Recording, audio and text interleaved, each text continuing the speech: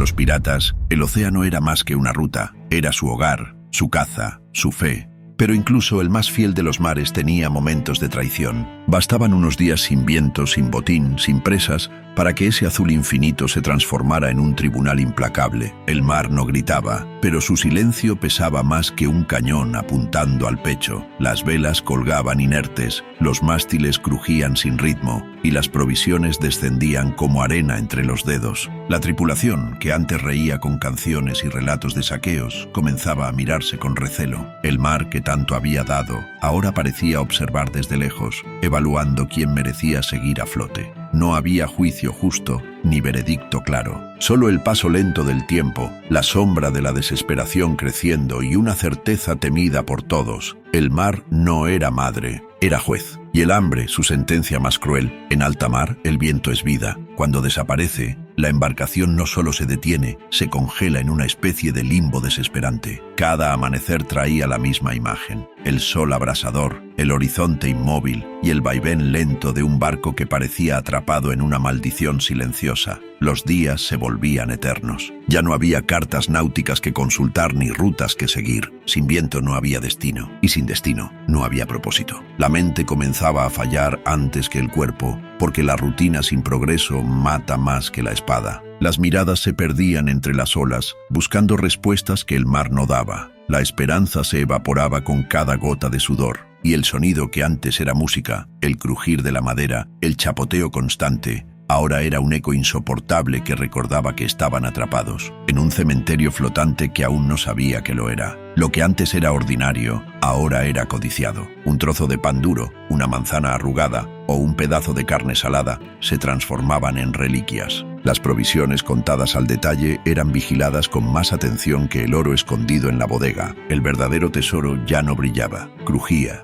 Si este viaje te atrapó, imagina lo que aún falta por contar. Suscríbete ahora y únete a esta tripulación de historias oscuras. Porque en alta mar, el verdadero terror no viene de afuera, sino de adentro. Los piratas, expertos en violencia, se veían obligados a contener su instinto. Pero el silencio entre ellos no era respeto, era miedo. Miedo a hablar de lo evidente, a confesar que el hambre había llegado. Ya no había cantos, ni bromas, ni desafíos entre camaradas. Solo silencio, denso, cortante. Cada crujido de tripas era un recordatorio brutal de lo que venía. Y ese silencio creciente no era casual, era el susurro previo a la tormenta. Porque cuando ya no hay palabras, lo que viene después suele tener filo. No llegó con truenos ni con relámpagos. El hambre no avisa, se instala. Primero con una incomodidad, luego con un vacío constante que parece morder por dentro. En cuestión de horas, los cuerpos comenzaban a deteriorarse. No era solo la falta de comida, era la pérdida de humanidad que la acompañaba. El capitán ordenaba dividir las raciones, pero todos sabían que aquello no duraría. La comida se convertía en obsesión y cada mirada al barril parecía una súplica. Lo que ayer era despreciado, hoy era sagrado. Una corteza de queso, un hueso roído, una migaja, todo tenía valor. Lo más aterrador no era la falta de alimento, sino lo que despertaba en ellos. El hambre no solo devoraba estómagos, devoraba normas, lealtades y recuerdos. Convertía a hombres en sombras, en bestias, en supervivientes dispuestos a todo, incluso a lo impensable. La cocina del barco se volvió el altar de una religión desesperada. Donde antes se repartían guisos calientes y risas entre cucharadas, ahora solo había vapor sin sabor y ollas raspadas hasta el metal. Los cocineros, una vez ignorados, eran ahora custodios de la última esperanza. Cada día, los hombres se agolpaban alrededor del caldero como devotos ante un milagro que no llegaba. Una sopa aguada, un puñado de legumbres, tal vez una espina hervida. Eso era todo, pero aún así, lo esperaban como quien espera una señal divina. El alma comenzaba a vaciarse más rápido que el estómago. La desesperación convertía la comida en fe y la falta de ella en herejía. Ya no se comía para saciar, se comía para no olvidar que seguían vivos, aunque por dentro lentamente todos comenzaban a morir. Cuando los toneles comenzaron a vaciarse, surgió una regla temida por todos, una ración por hombre. Lo que debía traer justicia pronto reveló su verdadera cara, la ley del más fuerte. En alta mar, la equidad era solo una ilusión, y quienes tenían músculos, aliados o poder, recibían más que una cucharada aguada. Los demás, solo resignación.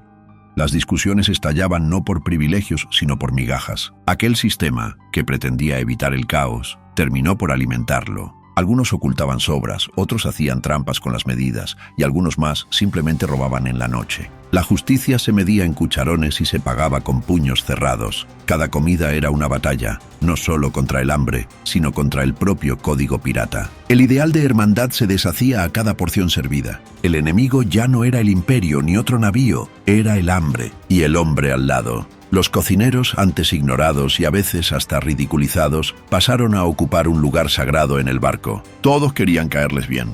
Nadie se atrevía a ofenderlos. Eran los únicos capaces de transformar restos en algo mínimamente comestible, aunque fuera solo por el consuelo del calor en la boca. Sus calderos, vacíos y ennegrecidos, eran observados con ojos que mezclaban fe y desesperación. Había quienes se quedaban junto a la cocina sin razón, solo para respirar el aire que aún guardaba el aroma de algún guiso antiguo, como si ese olor pudiera engañar al estómago por unos minutos más.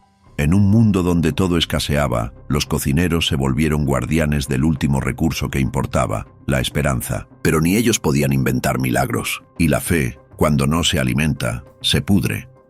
El mar rodeaba el barco con toda su abundancia aparente, pero beber su agua era peor que no beber. La sal quemaba desde dentro, secaba la lengua, descomponía los pensamientos. Aún así muchos cedían. La sed era otra bestia que no entendía de lógica. Los labios se partían, la piel se volvía ceniza. Algunos intentaban destilar el agua con inventos precarios, otros simplemente tomaban el riesgo. La consecuencia era una agonía lenta, delirio, vómitos, muerte. Pero cuando la boca arde como fuego, cualquier gota parece salvación. La sed transformaba incluso la lluvia en milagro. Un charco en la cubierta, el rocío de la madrugada o la humedad recogida con trapos, todo era oro. Porque el cuerpo no negocia, exige. Y la necesidad no pregunta por consecuencias. Y entonces, en ese silencio cargado de tensión, comenzaron a surgir pensamientos prohibidos. Nadie los decía en voz alta, pero todos los pensaban. ¿Qué pasaría si uno de ellos muriera? ¿Realmente lo lanzarían al mar o harían algo más útil? Las miradas se volvieron más largas,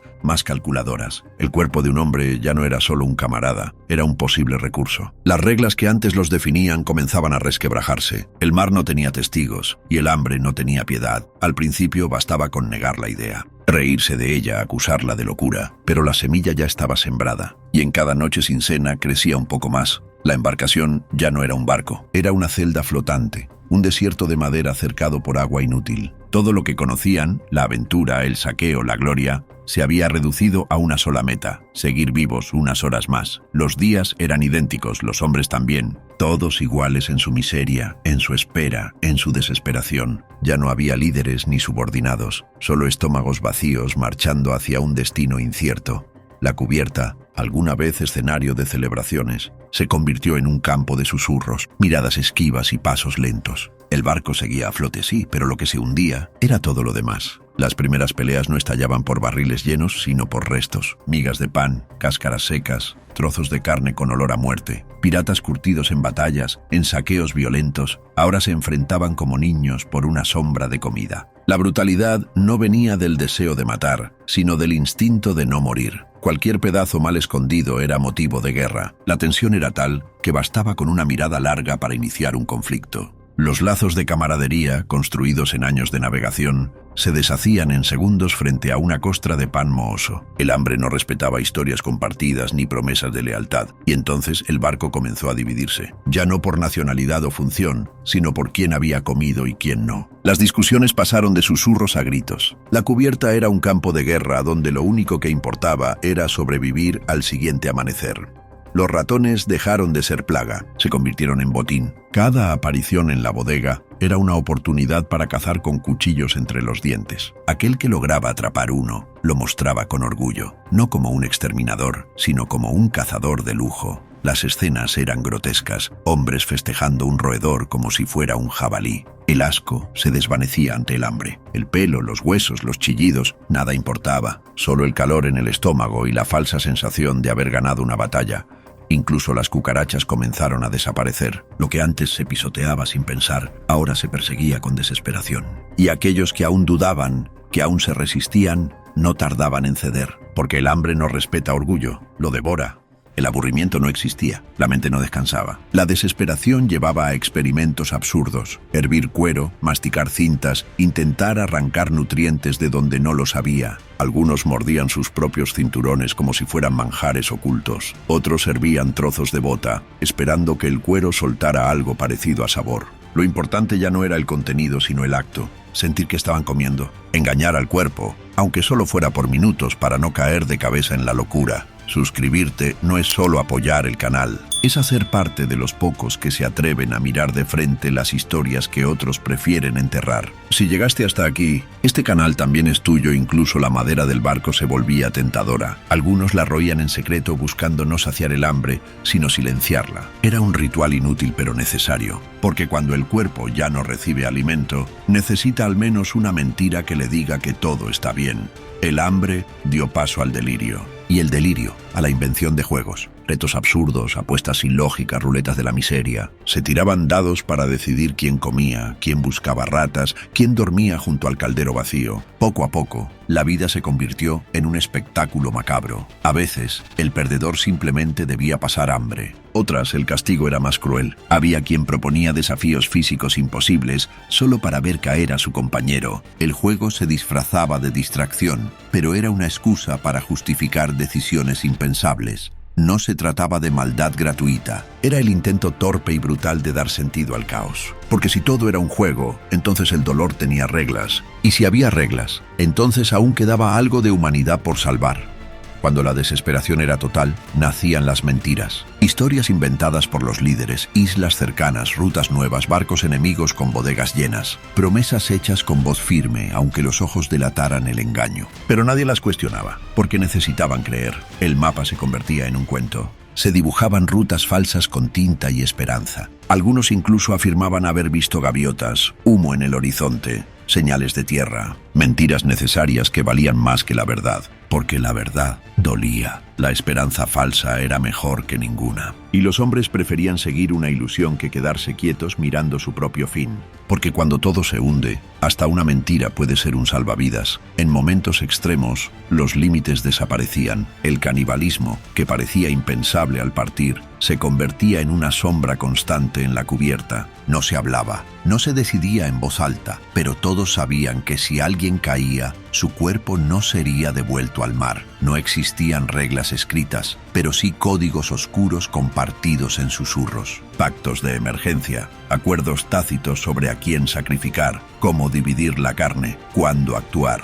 Era la ley de lo innombrable, nacida de la necesidad. La elección de la víctima no era al azar. A veces era el más débil, otras el más solitario. Bastaba una enfermedad o una caída para activar la pregunta prohibida: ¿lo enterramos o lo usamos? El silencio era la respuesta más común. El capitán, símbolo de orden, perdía poder cuando la comida desaparecía. Ya no había jerarquía en el estómago vacío. En ocasiones era él quien caía primero, víctima de la desesperación de su tripulación o de su propia debilidad. A partir de cierto punto, todos se convertían en amenaza. La desconfianza se filtraba en cada mirada, en cada gesto. La lucha ya no era por el tesoro ni por la gloria, era por un día más, por un trozo más, por un poco de vida. Algunos piratas comenzaron a hablar solos, a reír sin motivo, a ver figuras entre las olas. La línea entre realidad y alucinación se desdibujaba, y el barco ya no era solo prisión. Era un teatro de locura flotante donde cada uno vivía su propio infierno. Muchos aseguraban ver criaturas marinas, oír voces de muertos o recibir mensajes de dioses olvidados. El hambre y el sol no solo devoraban cuerpos, sino mentes. Los hombres ya no eran marineros, eran sombras tambaleantes de lo que alguna vez fueron. Aun los que no comían carne humana sufrían las consecuencias. Ver a un compañero convertido en alimento dejaba marcas eternas. El acto se realizaba en silencio, sin miradas, sin palabras, pero las tablas del barco manchadas hablaban más que 1000 voces. Curiosamente, no todos podían comer. Algunos, al enfrentarse con la realidad del acto, preferían morir. Pero quienes lo hacían, quienes cruzaban esa línea, quedaban marcados, no con cicatrices, sino con miradas vacías que ya no volvían. Había reglas, incluso en el horror: no abusar, no desperdiciar, no hablar. El que rompía esas normas no era juzgado, era eliminado. El miedo al que comía demasiado superaba incluso al miedo al hambre, porque en la selva del mar la bestia más peligrosa era el que ya no tenía límites. Algunas embarcaciones ganaban fama oscura. Se decía que navegaban eternamente, tripuladas por espectros de hombres que habían comido más de lo que debían. No eran leyendas, eran advertencias susurradas entre marineros antes de zarpar. La desesperación redibujaba el mapa. Piratas cambiaban sus rutas en busca de islas míticas donde hubiese agua dulce, frutas o presas salvajes. Pero esos desvíos a menudo no llevaban a la salvación, sino a una muerte aún más lenta y solitaria. Muchos sobreviven, pero no todos regresan iguales. Si estas historias te marcaron, suscríbete. Aquí no contamos cuentos. Navegamos entre ellos, no todos aceptaban morir en la pasividad del hambre. Algunos, guiados por el último orgullo, decidían atacar otros barcos, aún sin armas suficientes. Si iban a morir, sería luchando, entre fuego y acero, no pudriéndose en un camarote. Los que sobrevivían rara vez contaban lo que pasó. Algunos simplemente callaban, otros inventaban historias de valentía, porque admitir lo vivido, lo que realmente habían hecho, era enfrentarse con una oscuridad que ningún puerto podía lavar. Y cuando por fin la comida regresaba o la tierra aparecía en el horizonte, el primer bocado no sabía a gloria, sabía a culpa. Porque sobrevivir es una cosa, vivir con lo que hiciste para lograrlo es otra completamente distinta.